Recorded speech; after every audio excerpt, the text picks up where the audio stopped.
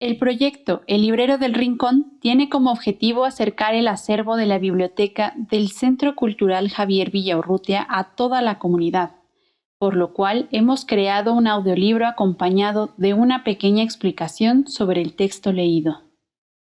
Nuestra primera entrega es el cuento La Declaración de Randolph Carter, de Howard Phillips Lovecraft. Este es el primero de 4 relatos recopilados en el libro titulado Viajes al Otro Mundo, ciclo de aventuras oníricas de Randolph Carter, publicado en 1971. Este relato fue escrito en 1919 y está basado en un sueño que tuvo Lovecraft, mismo que aparece descrito en una carta que él envió a sus amigos Alfred Galpin y Maurice Moss el 11 de diciembre de aquel mismo año. Fue publicado por primera vez en abril de 1920 en la revista The Tryout, reimpreso y publicado ese mismo año en The Background, en febrero de 1925 en The Weird Tales y recopilado posteriormente en The Outsider and Others. El tema principal de este cuento se centra en el interrogatorio de Randolph Carter sobre la desaparición de su amigo Harley Warren. Rafael Llopis menciona que el tema principal es el hallazgo de una puerta mística situado en el fondo de un antiguo sepulcro que comunica con otra dimensión. Es preciso resaltar que este es el primer relato donde aparece Randolph Carter, uno de los pocos personajes que se hace presente en otros de sus cuentos. La declaración de Randolph Carter pertenece al periodo onírico de su obra que, de acuerdo con Rafael Llopis en la Historia Natural de los Cuentos de Miedo, corresponde a los primeros relatos publicados durante su vida. En este periodo, su producción literaria estuvo influenciada, por un lado, en sus lecturas sobre religiones primitivas, libros místicos, poemas cosmogónicos y profecías sagradas que se equilibraban con la escritura de sus constantes pesadillas. Por el otro, en autores como Lord Dunsany y Hudson. Los cuentos se caracterizan por tener un lenguaje arcaico parecido al de un libro sagrado. En este periodo se sientan las bases de su mundo mitológico. La Declaración de Randolph Carter, por Howard Phillips Lovecraft. Les repito, caballeros, que su interrogatorio es inútil. Deténganme de por vida si lo desean. Reclúyanme o ejecútenme si necesitan una víctima para aplacar esa ficción que ustedes llaman justicia. Pero no puedo decir más de lo que ya he dicho. Todo cuanto recuerdo se lo he contado a ustedes con toda franqueza. No he tergiversado ni ocultado nada, y si algo les parece poco claro, se debe únicamente a ese negro nubarrón que me nubla la mente. A ese nubarrón y a la sombría naturaleza de los horrores que él ha hecho recaer sobre mí. Lo diré una vez más. No sé qué ha sido de Harley Warren, aunque creo, casi lo espero, que habrá alcanzado el reposo eterno si es que existe en alguna parte semejante dicha. Es cierto que durante 5 años he sido su más íntimo amigo y que, de alguna manera, he participado en sus terribles exploraciones de lo desconocido. No negaré que, aunque mis recuerdos son inciertos y confusos, que ese testigo de ustedes pueda habernos visto juntos, como dice, en la carretera de Gainesville, camino a la ciénega del Gran Ciprés, a las 11:30 de aquella espantosa noche. Afirmaré incluso que llevábamos linternas eléctricas, palas y un extraño rollo de alambre con las correspondientes herramientas, puesto que todas esas cosas desempeñaron un papel en la única escena horrorosa que permanece grabada en mi desconcertada memoria. Pero debo insistir en que, de lo que sucedió a continuación y del motivo del que a la mañana siguiente me encontraran solo y aturdido al borde de la ciénega, no sé nada, salvo lo que tantas veces he reiterado. Me dicen ustedes que no hay nada en la ciénega ni en sus alrededores que pudiera servir de escenario a aquel tremendo episodio. Lo único que puedo responder a eso es que no sé nada más de lo que vi, pues fuera alucinación o pesadilla, y espero fervientemente que lo sea, es sin embargo todo cuanto recuerdo de lo que sucedió en aquellas espeluznantes horas después de que perdiéramos de vista a los últimos seres humanos. ¿Por qué no regresó Harley Warren? Solo podrían decirlo él o su sombra, o alguna criatura horrenda que no puedo describir. Como he dicho antes, conocía perfectamente los horripilantes estudios de Harley Warren, y hasta cierto punto los compartía. De su extensa colección de libros raros y desconocidos sobre temas prohibidos, he leído todos los que estaban escritos en las lenguas que domino, pero son pocos en comparación con los que están en lenguas que desconozco. La mayoría, creo, están escritos en árabe, y el libro de inspiración demoníaca que provocó el desenlace, libro que él llevaba en el bolsillo cuando desapareció de este mundo, estaba escrito en caracteres que jamás había visto en ninguna otra parte. Warren no quiso decirme nunca de qué trataba aquel libro. En cuanto a la índole de nuestros estudios, ¿debo decirles una vez más que ya no recuerdo nada con exactitud? Me parece una bendición no acordarme de ellos, pues eran unos estudios atroces a los que me dedicaba más por una fascinación a la que no podía resistirme que por verdadera inclinación. Warren me dominaba siempre, y a veces incluso llegué a temerlo. Recuerdo que la noche anterior a aquel atroz suceso, cómo me estremecí al ver la expresión de su rostro mientras me hablaba sin parar de su teoría acerca de por qué ciertos cadáveres no se descomponen nunca, sino que se conservan firmes y enteros en sus tumbas durante 1000 años. Pero ahora ya no le temo, pues tengo la impresión de que ha conocido horrores totalmente incomprensibles para mí. Ahora temo por él. Afirmo una vez más que no tengo una idea precisa del objetivo que perseguíamos aquella noche. Desde luego, tenía mucho que ver con algo relacionado con el libro que Warren llevaba consigo. Aquel libro antiguo, escrito en caracteres indescifrables, que le había llegado de la India un mes antes. Pero les juro que ignoro qué era lo que esperábamos encontrar.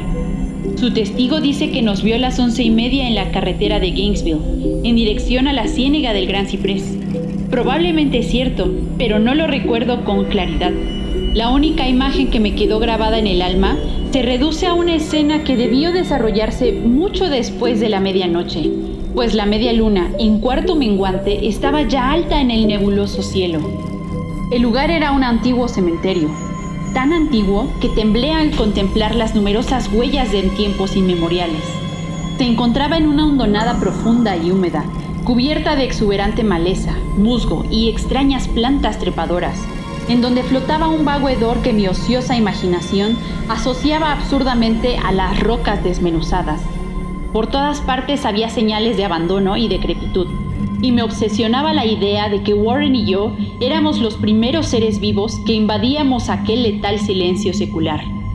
Por encima del borde del valle asomaba la pálida luna menguante entre fétidos vapores que parecían emanar de ignoradas catacumbas, y a la débil luz de sus vacilantes rayos pude distinguir un repugnante despliegue de antiguas lápidas, urnas, cenotafios y mausoleos completamente desmoronados, cubiertos de musgo y con manchas de humedad, y parcialmente ocultos por la densa exuberancia de la vegetación malsana.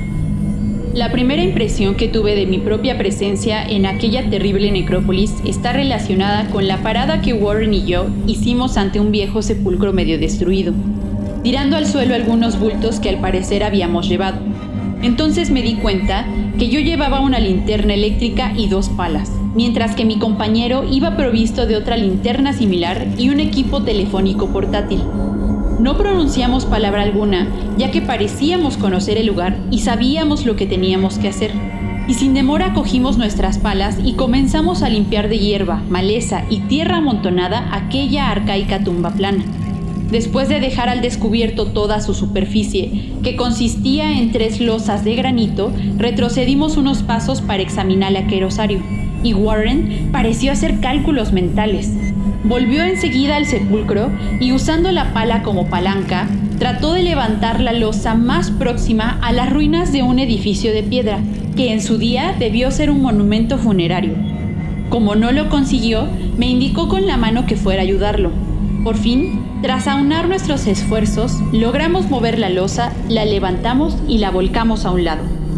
Al quitar la losa quedó al descubierto una negra abertura, de la que salió una emanación de gases miasmáticos tan nauseabundos que retrocedimos horrorizados.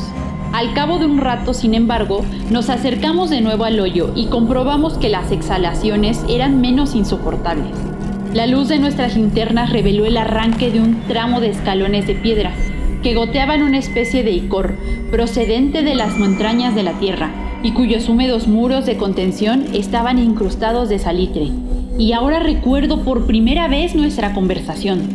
Warren se dirigió a mí por fin con su melodiosa voz de tenor, una voz particularmente impasible pese al impresionante escenario que nos rodeaba. «Siento tener que pedirte que te quedes aquí arriba», me dijo, «pues sería un crimen permitir que alguien con los nervios tan frágiles como los tuyos baje a esta cima. No te puedes imaginar ni siquiera por lo que has leído o lo que yo te haya podido contar, las cosas que tendré que ver y que hacer. Es un trabajo diabólico, Carter, y dudo que ningún hombre que no tenga nervios de acero pueda soportar verlo y subir luego sin perder la vida o la cordura. No quisiera ofenderte, y Dios sabe cuánto me gustaría tenerte a mi lado, pero la responsabilidad, en cierto sentido, es mía, y no podría arrastrar a un manojo de nervios como tú a una probable muerte o locura. Te aseguro que no puedes imaginarte de qué se trata, pero te prometo mantenerte informado de todo cuanto suceda a través del teléfono. Ya ves que dispongo de bastante cable telefónico para llegar al centro de la Tierra y volver». Todavía me parece estar oyendo aquellas palabras dichas con sangre fría, y aún recuerdo mis protestas. Creo que yo deseaba desesperadamente acompañar a mi amigo en su descenso a aquellas profundidades sepulcrales, pero él se mostró inflexible en su obstinación. Al mismo tiempo me amenazó con abandonar la expedición si yo seguía insistiendo. Una amenaza que resultó eficaz, ya que solo él poseía la clave de todo el asunto. Todavía puedo recordar todo eso, aunque ya no sé qué era con exactitud lo que buscábamos. Después de lograr que accediera de mala gana a sus propósitos, Warren cogió el rollo de cable telefónico y ajustó los aparatos. Por indicación suya, tomé uno de ellos y me senté sobre una lápida añosa y descolorida que había junto a la abertura recién descubierta. Entonces me estrechó la mano, se echó al hombro el rollo de cable y desapareció en el interior de aquel osario indescriptible. Durante unos minutos seguí viendo el resplandor de su linterna y oí el crujido del cable a medida que lo iba soltando, pero enseguida el resplandor desapareció de pronto, como si Warren hubiese encontrado un recodo en la escalera de piedra, y casi al mismo tiempo el sonido se desvaneció. Me encontraba solo, aunque unido a las profundidades desconocidas por aquellos cables mágicos, cubiertos de aislante que parecían verdosos bajo los incisivos rayos de la media luna en cuarto menguante. En el desolado silencio de aquella necrópolis blanca y desierta, mi imaginación concibió las más horribles fantasías y las más espantosas quimeras, mientras que las tumbas y los extraños monolitos parecieron adquirir una horrenda entidad, de la que solo tenía conciencia a medias. Unas sombras amorfas parecían ocultarse en las más sombrías ondulaciones del valle, obstruido por las malas hierbas, y desplazarse rápida y sigilosamente como en una blasfema procesión ceremonial, y franquear las puertas de las tumbas de la colina, a punto de desmoronarse, unas sombras que no podían haber sido proyectadas por aquel pálido claro de luna que asomaba. Yo consultaba constantemente mi reloj a la luz de la linterna eléctrica y escuchaba con febril ansiedad por el receptor del teléfono, pero durante más de un cuarto de hora no escuché nada. Luego me llegó por el aparato un leve chasquido y llamé a mi amigo con voz tensa. Aunque me sentía inquieto, no estaba preparado, sin embargo, para escuchar las palabras que brotaron de aquella extraña bóveda, proferidas por una voz más sobresaltada y temblorosa de lo que nunca había oído a Harley Warren. Él, que poco antes me había abandonado con tanta calma, me llamaba ahora desde abajo con un tembloroso susurro, más siniestro que el estrepitoso alarido. ¡Cielos! Si pudieras ver lo que yo estoy viendo. No pude responder. Había enmudecido y solo podía esperar. Entonces me llegaron de nuevo sus frenéticas palabras. «Carter, es terrible, monstruoso, increíble». Esta vez la voz no me falló y vertí en el transistor un torrente de preguntas nerviosas. Aterrado, repetí una y otra vez: «¿Qué ocurre, Warren? ¿Qué ocurre?». Una vez más, llegó hasta mí la voz de mi amigo, enronquecida todavía por el miedo, y ahora aparentemente teñida de desesperación.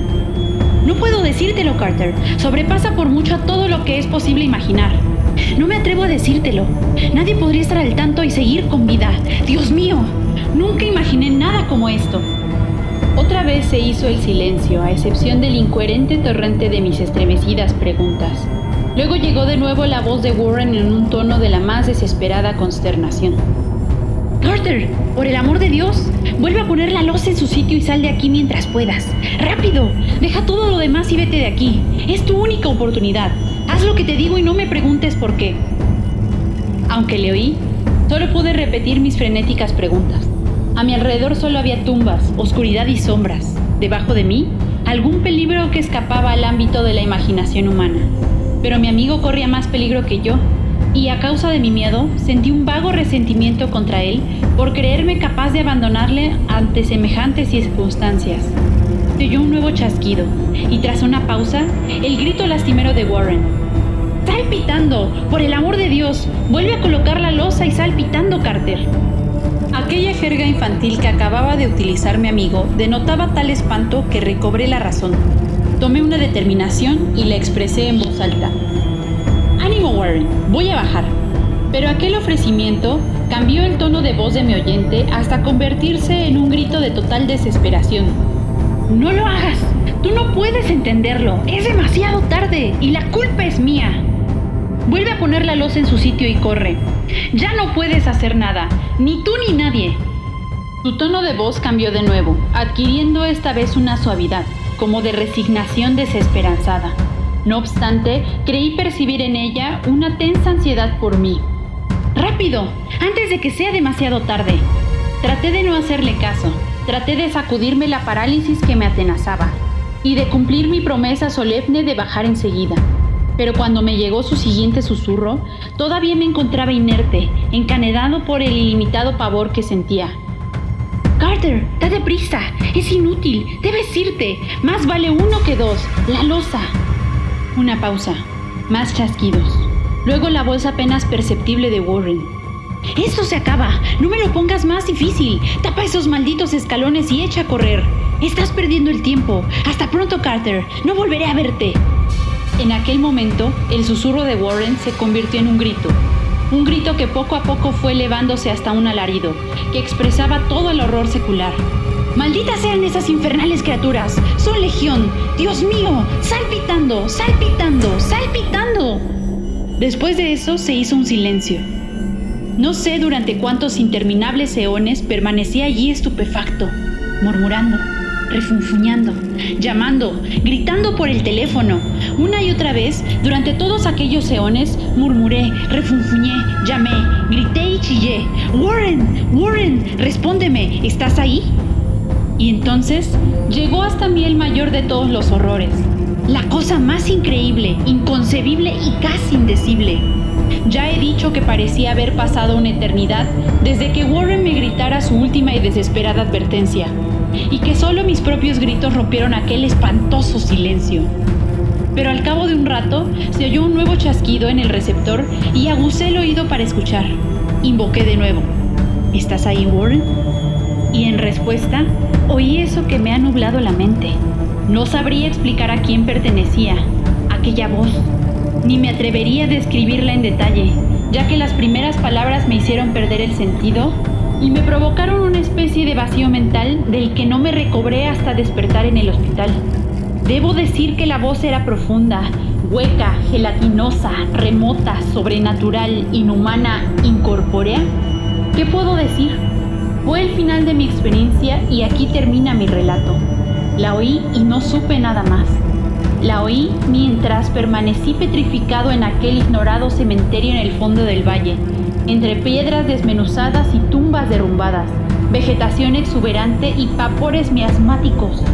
Oí claramente que surgía de las más recónditas profundidades de aquel detestable sepulcro abierto, mientras veía danzar amorfas sombras necrófagas bajo una execrable luna menguante. Y esto fue lo que me dijo. «Idiota, Warren ha muerto.